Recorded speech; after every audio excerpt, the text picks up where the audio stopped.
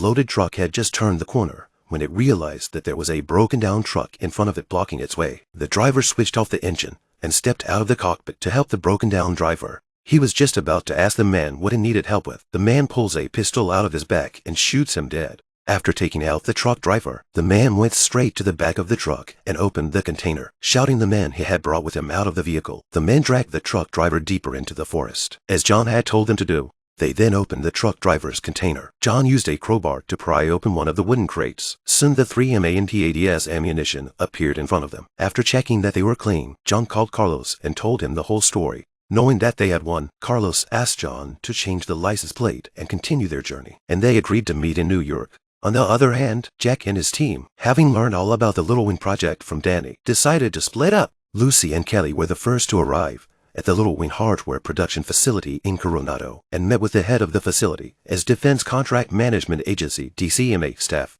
They asked to see the specifications for the Little Wing MANPADS, the shipping order and manufacturing agreement, and the delivery schedule. But the manager said that the delivery was just 10 minutes ago and that the entire shipment had just been pulled, 650 pieces in all. Lucy was a little surprised to hear that number.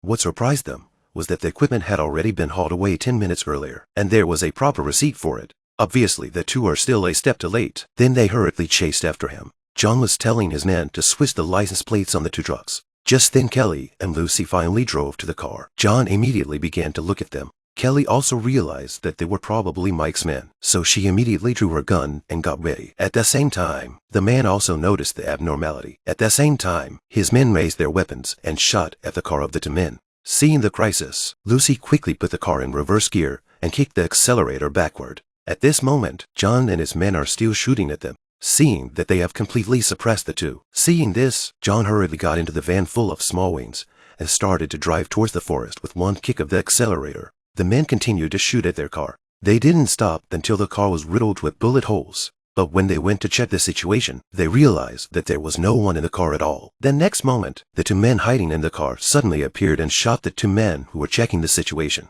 The leader turned and ran, but Lucy and Kelly didn't give him a chance. They shot at him like crazy. In the end, the gunman, just like the car just now, was riddled with bullet holes and fell to the ground unwillingly. Although all the criminals were killed, but their car has also been beaten by the other side of the sword. They had no choice but to call the police anonymously. At the same time, Lucy asked Kelly to take down the license plate in the cargo list. Kelly had just removed the manifest from the driver's seat when she was shocked by what was inside it. Soon she called Jack and Tanner, because Kelly had just discovered that the manifest had Swan's signature authorizing the delivery. This not only means that Swan is still alive, but also that Swan is still working for New Era. Jack is still defending Swan. Lucy and Kelly say that no one can force Swan to do those things because they require fingerprints.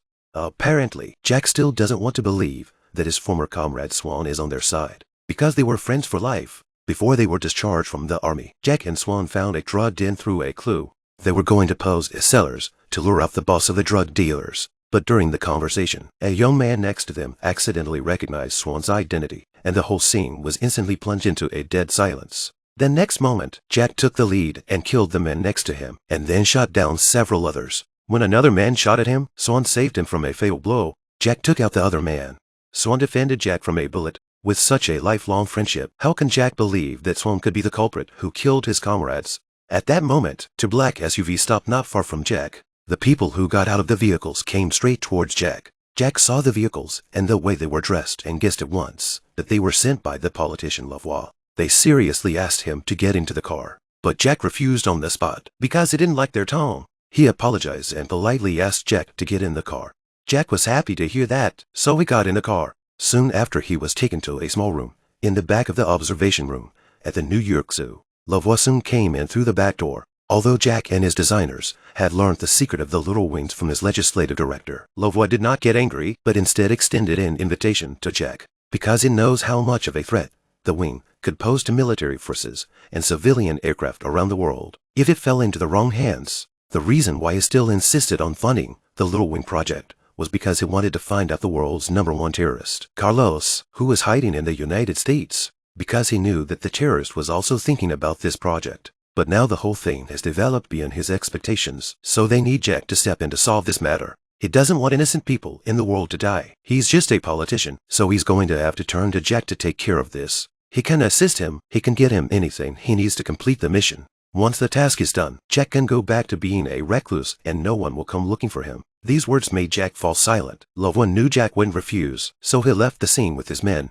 Just after Laval left, Jack's mobile phone rang. It was Tanner. Tanner told Jack that the coroner had returned Fran's body and that his family would be holding a funeral for him in New York tomorrow, so they had to get back. Early the next morning, they arrive at Fran's funeral, along with Sheriff Gilasso. He not only gave Fran's son a gift, but also reassured his wife that she had to be strong. Jack couldn't stand it. He thought that Sheriff Gilasso was just trying to make his presence felt in front of the other side, thinking that it would be easier for him to get his hands on the young widow who had just lost her husband. When Gilasso hears this, he gets angry. He thinks Jack's insulting him. Jack thinks he's hiding something. He questioned Gilasso about why a mob attacked him last night, and he only told him his location to one person. Gilasso hears Jack's suspicions. Gilasso hates it when people call him a dirty cop, and the reason he just did that to Fran's wife and son is because he had the same experience when he was a kid. His father was also a cop, but he was brutally murdered because he refused to take bribes. Jack tried to explain. Gilasso said, when you were attacked by the thugs, I had all the information on the security guards.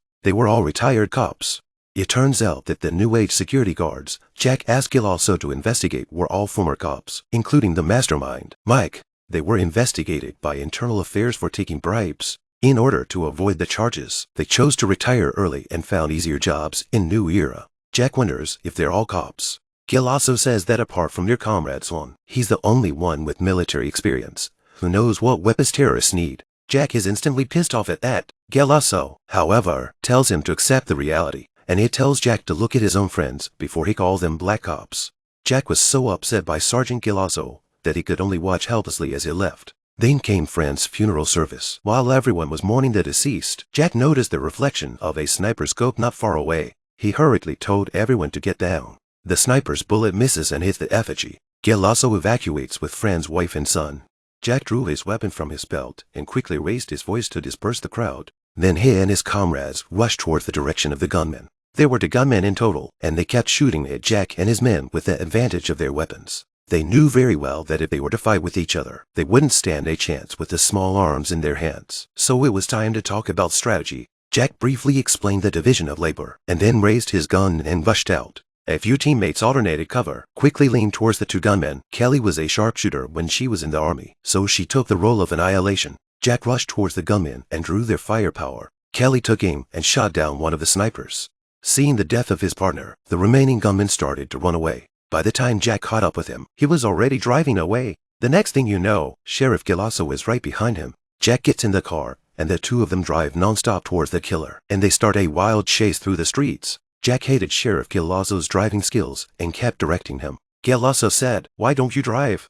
Jack agreed and directly stepped on the accelerator, quickly crashed into the front, and soon stopped the killer's car at the corner.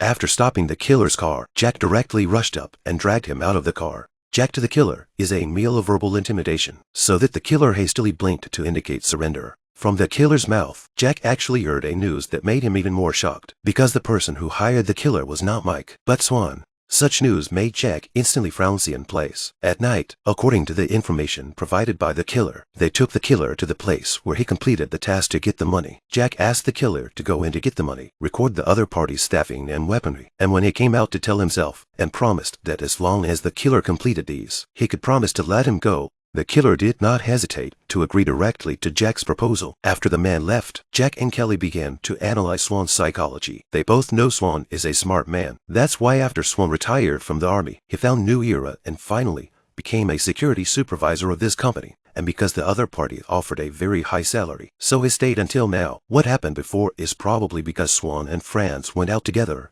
and accidentally said something that caught Franz's attention. Or he tried to invite Franz into the New Era and was rejected. Swan tries to stop Franz from calling Sanchez and Aurora for help, and the rest of the story unfolds. Jack knows that Kelly's analysis is very reasonable, and there is nothing he can do to refute it. At that moment, the killer has also entered the abandoned factory, but just entered the door of the next second. The plant instantly occurred a violent explosion. As a former outstanding special forces, Swan has obviously considered the possibility that the assassin may leak the information, so he prepared this explosion for the killer to shut his mouth forever. And Jack and Kelly don't seem to be surprised when they see this. Will they be able to find Swan to find out the truth behind this? Why would Swan kill his own comrades?